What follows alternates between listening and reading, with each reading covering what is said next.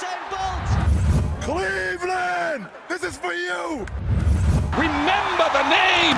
Sports Talk Zone. Welcome back to another week of Sports Talk Zone. I am your host, Ranarja McPherson, along with Mikhail Hutchinson. This week we'll start off with Champions League football, where Manchester City beat Atletico Madrid 1-0.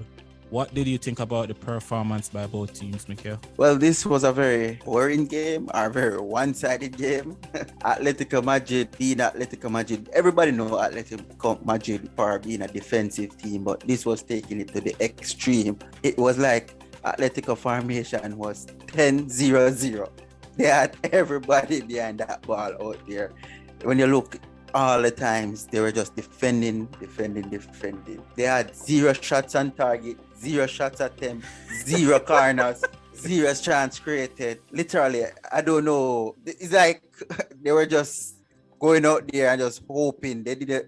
I know they wanted to soak up the pressure, but come on, man, you need to at least try to score. Drawing won't win you the game. It was a horrible performance on their part, but congrats to City. They were able to, even though they put up all that defense, they still broke them down. Phil Foden passed the ball through to Kevin De Bruyne, beautiful goal. And as I said, City had 71% of that ball, just to show you how dominant they were controlling the game. And as I said, Atletico just basically, they were audience of the game, because basically they were just there watching City playing football. Basically, that's what happened. So City have the advantage going into the second leg. Yeah, I will have to give a lot of respect to Atletico Madrid. It is very amazing to me how they are able to remain that disciplined, because you know that playing football, constantly defending, you eventually get fed up with that type of game. You want to be on the attacking side of the football, and for them to come to the Etihad and just decided that, hey, we don't have no intention of going to scoring a goal, making any attacking plays. We are just here to soak up pressure, try our best to walk out of this stadium with a draw going back to Madrid. It was very impressive, because to be honest, even though City eventually got their goal, they had to work super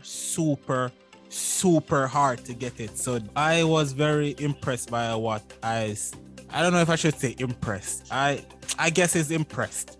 I was very impressed by what I saw Atletico Madrid did. I've never seen a team play football like that. Just decided that they have no interest in playing any form of attacking football. They just gonna defend for the entire 90 minutes, which they actually did.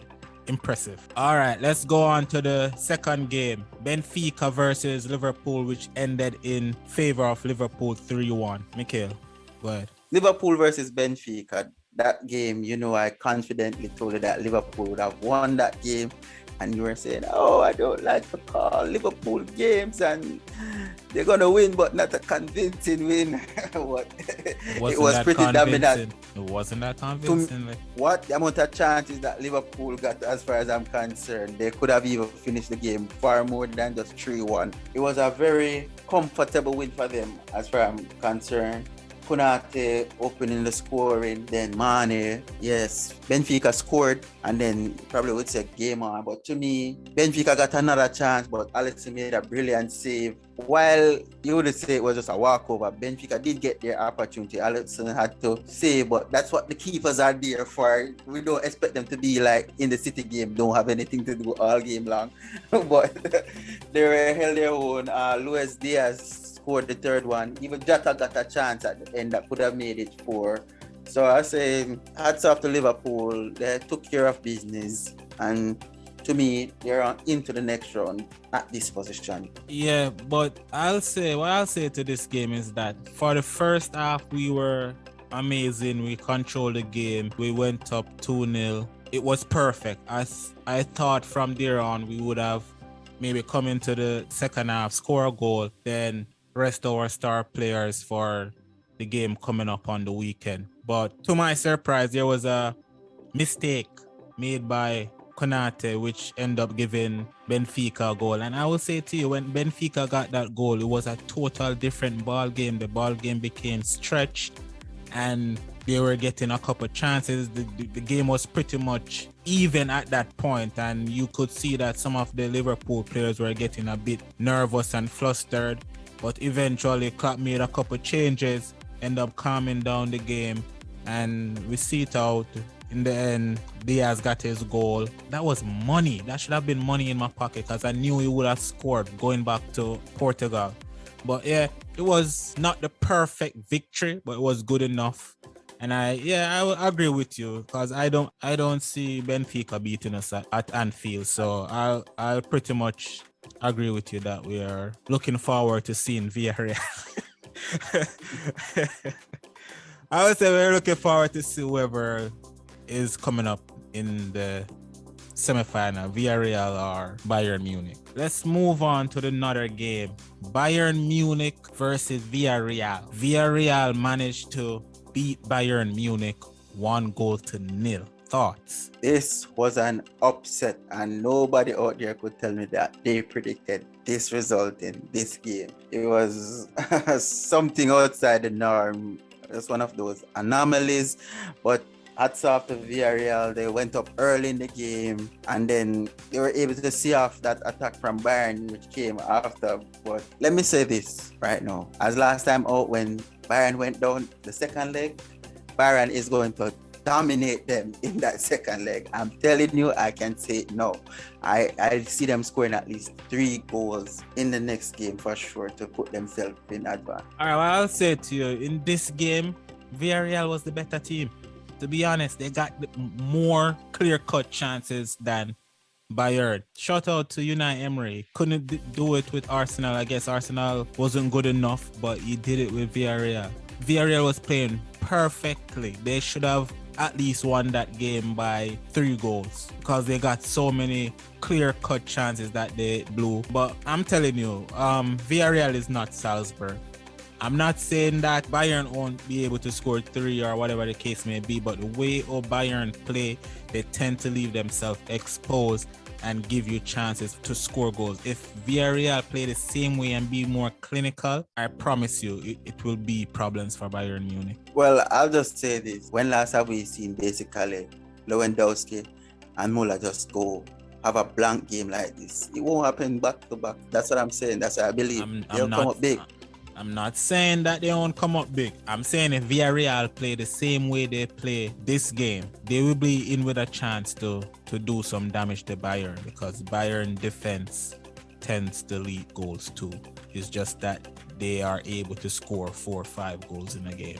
All right, let's move on to the game of the week. Chelsea versus Real Madrid. Real Madrid beat Chelsea 3-1 through a Benzema hat-trick. How did you feel about that game, Mikhail? The game that everybody, at least for me personally, was highly anticipating. And to me, even though the game finished 3-1, it never disappointed. Exactly, that's what I was saying. Even though the game finished 3-1, it wasn't anything like, say, a one-sided affair because even though the game finished 3-1, I can tell you this, based on how I saw that game, Chelsea still have a shot because they were there. They got some opportunities to come back into the game. So I'm not writing them off yet. Like how I can say Benfica is out, but Chelsea still have a fighting chance if they come good the next round. But it was a great game. 2 headers from Benzema, giving them 2-0 up. Chelsea scored back. There were so many other opportunities that they had, and it was an error by Mendy. I don't know what he was doing. I don't know, like as the second half started, like he fell asleep or something. That was the killer.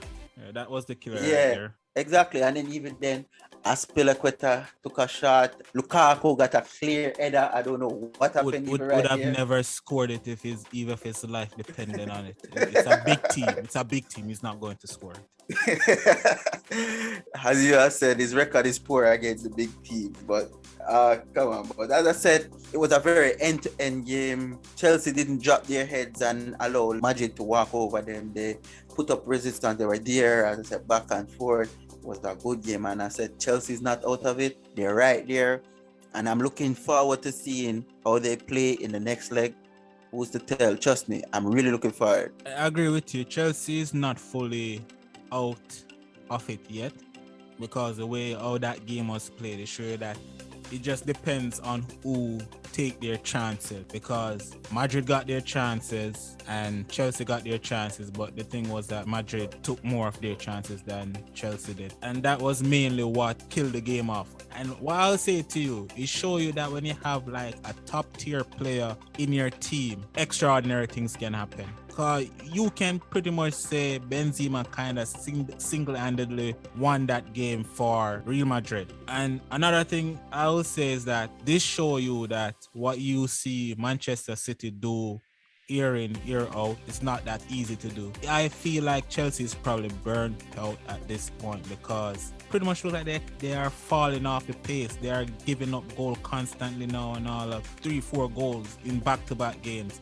So it would appear that they are, I don't want to say done, but they are not the same. And they show you that what you see City do over the year, 3-4 years straight, just keeping their foot on the gas, being that dominant team in Europe, in England, is not an easy thing. So you gotta put some respect on their name too. But yeah, when Real Madrid went up 3-1, I think they took their foot off the gas, allowed Chelsea to get more possession of the ball, hence the reason Chelsea got more opportunities and all that good stuff. But yeah, it's not over yet. I think Chelsea still stand a chance, but it probably seemed like this is Real Madrid game coming up. It seemed pretty much like this is Real Madrid game to give away. Yeah, and I have to shout out to Karim Benzema, who is having the time of his life so late in his career. I'm not sure, but he's playing exceptional football at this point in time, trust me. Because between the Champions League and La Liga, he has played 34 games and has scored 35 goals and have 11 assists. This man, I won't afraid to say, I was wondering at time, why is this man even still at Madrid? But at this point in his career, so late, he's showing his worth, having the season of his career so far. I can't recall he having a better season than what he's having now. So, as I said, he stood up in the big moment and put the team on his back, as he has been doing all season so far, and he continues to do even when. So, let's see if he can get the Ballon d'Or this year. Based on performance so far, I think he's leading the race. I would go Benzema, then Lewandowski. Yeah, Salah kind of fall off a bit. All right, let's move on to the big game coming up in the English Premier League this weekend. Manchester City versus Liverpool. This could be the game that decide the title. How do you see this game playing out? This one is a very hard one to call, honestly. For me, it can go either way. Two best teams in the league as it currently stands. And looking back at last 5 games that they would have played, it was a draw, 2-2 draw, City won 4-1, then it was a draw and City won 4-0, and then Liverpool won 3-1. So can I make a comment about those, that 4-1 and that 4-0 victory? Okay. That 4-0 victory was when Liverpool, I'm gonna make it clear for you. The 4-0, Liverpool was not on any form. They were missing their center backs. It was in the COVID era when there was no fans in the stadium. That's when they beat us 4-0. The 4-1 was when we already won the league. We went out and celebrated, and then we had to go to City to play them, and they gave us the guard of honor and then whooped us. So I'm just saying, there's a little asterisk beside those slaughtering. But yet still, City, the other games would have been draw. So City and don't forget, we beat them 3-1 when it mattered. It was a similar situation where they had to win in order to cut the gap on us to still be in the title race. And yes, we beat them 3-1 that game. So I'm just making those pointers. The pundits have Man City as the favorites. I don't know why they have City as the favorites, because as I said, this is close. It should have been like 50-50 to me. No, I disagree. City is definitely to me. They are playing at home. They are definitely the favorite. They are the best team in the league. You understand?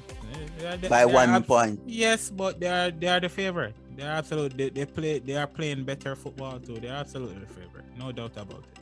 Well, I wouldn't just give it to them or saying that it's a sure that they're going to win. It's not a sure. That's why the odds is so not even but so close. It's not like City is getting $1 and change to beat Liverpool. They're getting $2 to do so. But so with that and Liverpool getting $3, I would probably say that this game might end in a draw, even though, as I said, both teams need this victory to secure the title. But I believe that this game might end in a draw. You know why? I believe that possibly they will start out on a more conservative, because nobody wants to give up that early goal, first goal, to go 1-0 down, and playing open will allow yourself to be vulnerable at the back.